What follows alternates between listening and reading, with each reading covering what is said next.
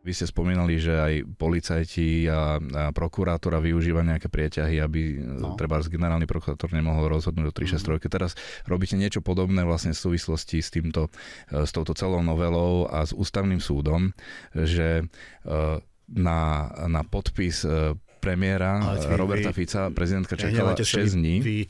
Vy vyrovnávate procesy stresného konania konkrétneho, hovorím, kde robí dokonca obštrukcie prokuratúra s politickým procesom príjmania zákona. Nebláznite. Pán Gašpar, vy ste mi na tú otázku prvú neodpovedali. Či je fér vylúčovať z toho rozhodovania a z toho, aby sa na to mohol pozrieť v dostatočnom čase ústavný súd? Ale veď my ho nevylučujeme. Kde ste to nabrali, že ho vylučujeme? No ja len hovorím, že ak by bola situácia, že napríklad teraz by trvalo mohla pani prezidentka vetovať zákon a mohla podať sťažnosť. Ak by bola situácia, že by teraz trvalo 2 týždne, kým sa to objaví táto novela trestného zbierke zákonov, tak až potom môže konať ústavný súd, ktorý to nemusí do účinnosti, nadobudnutia účinnosti stihnúť. Že ústavný súd vo viacerých podobných postupoch, keď bola podaná sťažnosť vo vzťahu ku príjmanému zákonu, ktorý ešte nevyšiel v zbierke, viackrát judikoval a jeho rozhodovacia činnosť bola taká,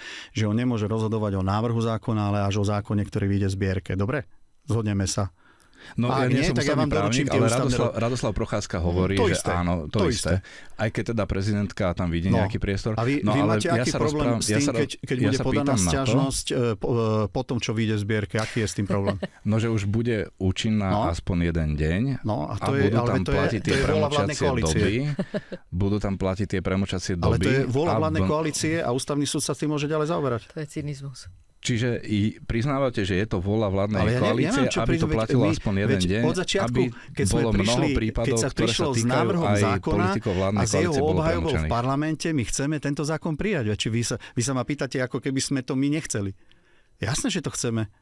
A musíme sa prispôsobovať tomu, ako rozhoduje pani prezidentka. Veď aj ona obštruuje a ona sama vyjadruje dopredu nejaké názory na to a ja jej to neberem. Veď je to ústavný činiteľ. Ja sa ale opäť vracam k tej otázke. Spochybňujem to, aby bola komunikácia. Pani prezidentku. Ale... že teda ako obštruuje, keď to podpísala o 2 dní. Ako je to prišlo? Prosím vás, v čom je tá obštrukcia? Obštrukcia v tom, že nevetovala ho, pretože obštrukcia je, že to nevetovala. Ak niečím nesúhlasím, tak ho nepodpíšem. Obštrukcia pani prezidentky je, že nevetovala zákon. Vy by ste sa tiež opýtali asi mňa, keby som bol prezident a podpísal a potom dal na ústavný súd, či to je normálne. Prečo som ho zrazu nevetoval? To je obštrukcia. Dôverujete ústavnému súdu, že rozhodne v tejto veci spravodlivo?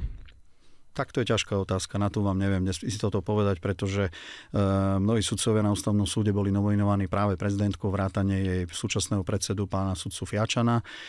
Otázka toho, či pôjdu proti svojej vlastnej rozhodovacej činnosti, obdobnej rozhodovacej činnosti, som sám zvedavý, či pôjdu touto cestou, pretože z toho, ako sa dnes vyjadrovala pani prezidentka, je zrejmé, ako keby mala niečo predrokované na ústavnom súde. To je šialené. To znamená, to vôbec niečo nevyplynulo. To je šialené, pretože takto by demokracia fungovať nemala. Takéto zavádzajúce. Ak ústavný súd povedal viackrát vo svojich rozhodnutiach, že môže rozhodovať len o zákone, ktorý vyjde v zbierke, tak by to malo platiť aj teraz.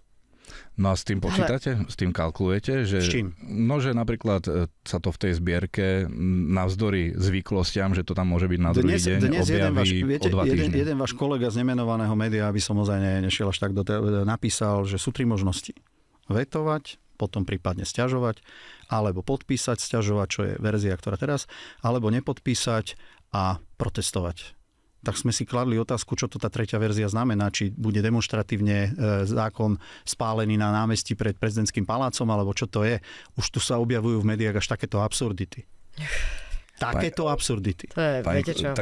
Ja som citoval novinu. Dobre, povedzme si o absurdite, že zákon ide skráteným legislatívnym konaním a potom 6 dní premiér nevie podpísať zákon. Hej? Akože to je, prepáčte, toto je absurdné a toto je obštrukcia.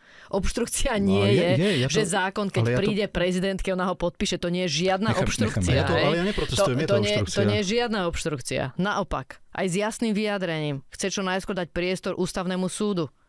To nie je ani koalícia, to nie je ani opozícia. Veď nakoniec sú to kandidáti, ktorých ste si vy vybrali. Ale nie. Vy ste si ich vyberali. To nemyslíte ale pravdu, z toho čo rozprávate. Dobre, iba z tých, ktorí boli zvolení, prosím vás. Samozrejme, že áno. Tak ako, prosím vás, čo tu rozprávate? Prečo teraz spochybňujete ústavný súd? Ústavný súd má mať priestor o tom rozhodnúť. Má mať dostatok času. Nie je absolútne v poriadku, aby vy ste neštandardnými krokmi zamedzovali tomu, aby vec v primeranom čase posúdil ústavný súd.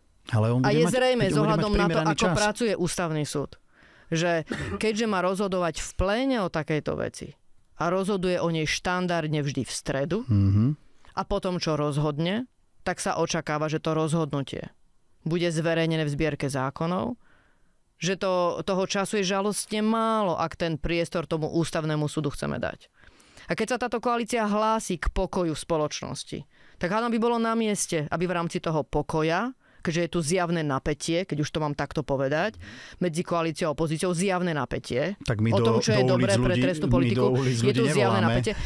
Ľudia prišli do ulic preto, čo robíte a ako to robíte. Vy ich voláte a organizujete. Tak organizuje občianská spoločnosť. Pán moderátor, hovorím, poďte si sem sadnúť už tretíkrát. Ja len hovorím to sú politické protesty, žiadne občianske protesty. Čo to rozprávate? Čo to rozprávate? Ale samozrejme, presne tak to je. Aktivisti a chystá sa aj na 21. februára neveríte, čo rozprávate. Pripomenutie vraždy Jana Kuciaka. Ale ja to právo Kušnera. akceptujem, je to základné demokratické právo vyjadrovať svoj názor. Ja len hovorím, že sú to politické protesty, že ich organizuje politická opozícia a nepresvedčajte ma, že sú to občianske protesty. No ale nie je to pravda.